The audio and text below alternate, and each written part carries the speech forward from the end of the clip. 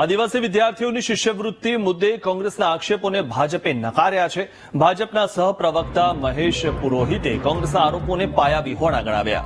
ભાજપ સરકારે એક પણ આદિવાસી વિદ્યાર્થીના હક નથી લીધા તેવું મહેશ પુરોહિતે કીધું. આદિવાસી વિદ્યાર્થીઓની તમામ શિષ્યવૃત્તિ હાલ કાર્યરત છે અને પોસ્ટ મેટ્રિકમાં પણ આદિવાસી વિદ્યાર્થીઓને સરકાર સહાય આપે છે. કોંગ્રેસ મત મેળવવા જુઠ્ઠાણું ફેલાવી રહી છે. જુઠ્ઠું બોલવું કોંગ્રેસની ફિતરત છે તેવું પણ તેમણે નિવેદનમાં કીધું. કોંગ્રેસે જે શિષ્યવૃત્તિની વાત કરી છે એ પોસ્ટ મેટ્રિક શિષ્યવૃત્તિ છે અને આજે પણ એ શિષ્યવૃત્તિ ચાલુ જ છે. એના આદિવાસી ભાઈ બહેનો, વિદ્યાર્થી ભાઈ બહેનોને એનો લાભ મળી જ રહ્યો છે.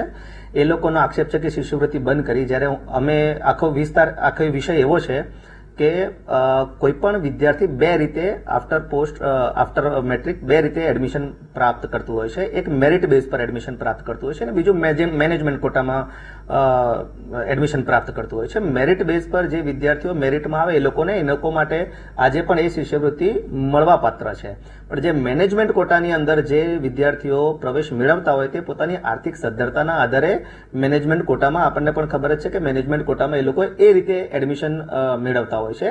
એ લોકો માટે એ શિષ્યવૃત્તિ નથી. બાકી આજે બી જે વિદ્યાર્થીઓ, આદિવાસી વિદ્યાર્થીઓ મેરિટ બેઝ પર છે એના પર આ યોજના ચાલુ જ છે. સો કોંગ્રેસનું આ જૂઠાણું છે, બીજું કંઈ છે નહીં. અને એમને એવું લાગે છે કે જૂઠું બોલવાથી વોટ મળે છે. એમના જેમ એક વાઘના જીભે લોહી ચોટી જાય એવી રીતના એ લોકોના મગજમાં જૂઠનું લોહી ચોટી ગયું છે અને એટલા માટે જૂઠાણું ફેલાવે છે.